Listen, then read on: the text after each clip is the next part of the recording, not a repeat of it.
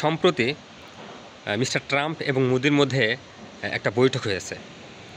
সেই বৈঠকে ভারতীয় এক সাংবাদিক প্রশ্ন করেছিল যে বাংলাদেশের বিগত প্রধানমন্ত্রী শেখ হাসিনা গণ-অভ্যুত্থানের মাথায় যে পালিয়ে গিয়েছে বা তার সরকার ফল করছে, এখানে আমেরিকার ডিপ স্টেটের কোনো ভূমিকা আছে কি না। কিন্তু ডিপ স্টেটটা কি? আসলে ডিপ স্টেট হচ্ছে আমেরিকার প্রশাসনের লোকজন থাকতে পারে সেখানে, বা বিজনেস মেকার বা বিজনেস যারা তৈরি করে, বিজনেস করে তারা থাকতে পারে, সুশীল সমাজ থাকতে পারে, অ্যাডমিনিস্ট্রেশনের প্যানেল থাকতে পারে, এলিট ক্লাসেস পিপুল থাকতে পারে। তাদের একটা নেটওয়ার্ক, যা ইনভিজুয়ালি নেটওয়ার্কটা, তাকে আসলে ডিপ স্টেট বলে। যা তাদের যে বিভিন্ন শ্রেণীর মানুষ রয়েছে তাদের নেটওয়ার্কে তৈরি ডিপ স্টেট। ডিপ স্টেট আসলে কোনো গভীর সরকার নয়। সেটা কিন্তু ট্রাম্প বলে দিয়েছে, না, ডিপ স্টেটের কোনো ভূমিকা নেই যে বিগত প্রধানমন্ত্রীকে শেখ হাসিনার সরে যাওয়ার ব্যাপারে। তিনি স্টেট ফরওয়ার্ডই বলে দিয়েছেন। কিন্তু এটা আমার একটা প্রশ্ন, যে আমি যদি অন্যায় করে থাকি বা আমার রাষ্ট্র যদি অন্যায় করে থাকে, রাষ্ট্রের কোনো লোক যদি অন্যায় করে থাকে, তাকে যদি প্রশ্ন করা হয়, ভাই আপনি কি অন্যায়টি করেছেন, বা এটা কি, এর জন্য কি আপনি দায়ী, বা এর জন্য আপনাকে দায়ী করা হচ্ছে, আসলে কি সে এটা মানবে? এটা কিন্তু সেটা মানবে না, এটা আসলে কেউ মানেও না, এবং এটাই কিন্তু খুবই স্বাভাবিক একটা ব্যাপার। তো এই প্রশ্নগুলো যখন করা হয়েছে, তিনি কিন্তু স্টেট সেখান থেকে স্কিপ করে গিয়েছে, না আমরা এর মধ্যে কোনো ছিলাম না, এটার ব্যাপারে আমাদের ডিপ স্টেট কোনো ভূমিকা রাখেনি। আচ্ছা, এই গেল একটা বিষয়। এবং আরেকটা বিষয়, ভারতীয় সাংবাদিক প্রশ্ন করেছিল যে বাংলাদেশ এবং ভারতের যে মধ্যে এক সম্পর্কে টানাপোড়েন চলছে, এই ব্যাপারে আপনার কি ভূমিকা, বা যুক্তরাষ্ট্রের কি ভূমিকা?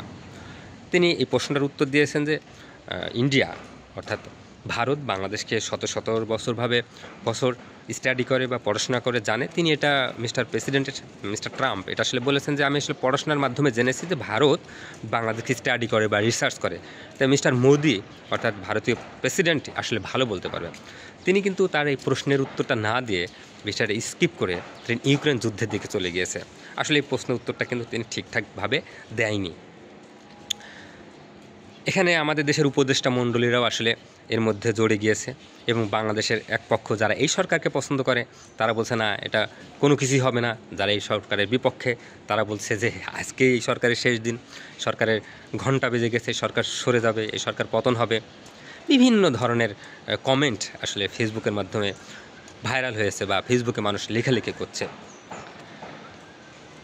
এবং আমাদের যে উপদেষ্টা, আইন উপদেষ্টা, তিনিও বলেছে যে সাংবাদিকরা তার প্রশ্নের উত্তর বুঝতে পারেনি, উনি যে প্রশ্ন দিয়েছেন সেটা আসলে ঠিকঠাকভাবে গাইড করতে পারেনি মিস্টার প্রেসিডেন্টকে। বিভিন্ন ধরনের কথা আসলে চলে এসছে। মুদ্রা কথা হচ্ছে, আমরা যদি একত্রিত থাকি, আমাদের মধ্যে যদি দেশপ্রেম থাকে, আমাদের মধ্যে যদি পেট্রিয়জম থাকে, আসলে কেউই আমাদের ফাটল ধরাতে পারবে না। আর তাছাড়া মিস্টার মোদি অর্থাৎ ভারতীয় প্রধানমন্ত্রী কেন আমাদের দেশটার দায়িত্ব নিবে, বা কে দিছে তাকে দায়িত্ব? বাংলাদেশের জনগণকে মিস্টার মোদিকে দায়িত্ব দিছে যে আমাদের দেশে কি হচ্ছে কি না হচ্ছে তুমি ঠিকঠাক করে দাও, তুমি আসো, তুমি দেখো। এই দায়িত্ব তো জনগণ দেয়নি, এই দায়িত্ব তো বাংলাদেশের মানুষ দেয়নি রে ভাই। তো মিস্টার প্রেসিডেন্ট অর্থাৎ ডোনাল্ড ট্রাম্প, উনি বললো এই ব্যাপারটা, বাংলাদেশের ব্যাপারটা আমি মিস্টার মোদির উপরে ছেড়ে দিলাম, আর ভারতীয় প্রধানমন্ত্রী তিনি এসে আমাদের দায়িত্ব সমস্ত নিয়ে ঠিকঠাক করে দেবে। এটা কি আসলে হয়? এতই কি সহজ দুনিয়া এত সহজ নয়। আমাদের দায়িত্ব আসলে মিস্টার মোদির হাতে দেওয়া হয়নি। সবথেকে বড় কথা, আমাদের মধ্যে প্যাট্রিয়টিজম, আমাদের মধ্যে দেশপ্রেম, আমাদের মধ্যে দেশকে ভালোবাসা, এই সমস্তগুলো ঠিকঠাক থাকলেই আমাদেরকে আসলে কেউ ফাটল ধরাতে পারবে না। আর আরেকটা জিনিস বলে শেষ করব, আসলে মিস্টার প্রেসিডেন্ট ডোনাল্ড ট্রাম্প বাংলাদেশের বিষয় নিয়ে অতটা ভাবে না, তার বৈঠকেই আসলে বোঝা গিয়েছে।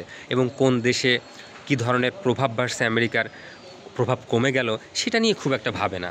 সেভাবে আসলে তার দেশকে নিয়ে, তার দেশের জনগণ কীভাবে ভালোভাবে থাকবে, তার দেশের অর্থনীতি কীভাবে ভালো থাকবে, তার দেশের মানুষ কীভাবে আরও পৃথিবীকে লিড করতে পারবে, এই পৃথিবীকে আরও লিডিং পয়েন্টে তার দেশের জনগণকে নিয়ে যাবে। মিস্টার ট্রাম্প আসলে সবই ভাবে। আমাদের এই সব বিষয় নিয়ে তার ভাবার চিন্তার মধ্যে ছিল বলে আমার মনে হয়নি তাদের মিটিংটা দেখে। আর মিটিংটা খুবই অগোছালো মনে হয়েছে। ভালো থাকবেন সবাই।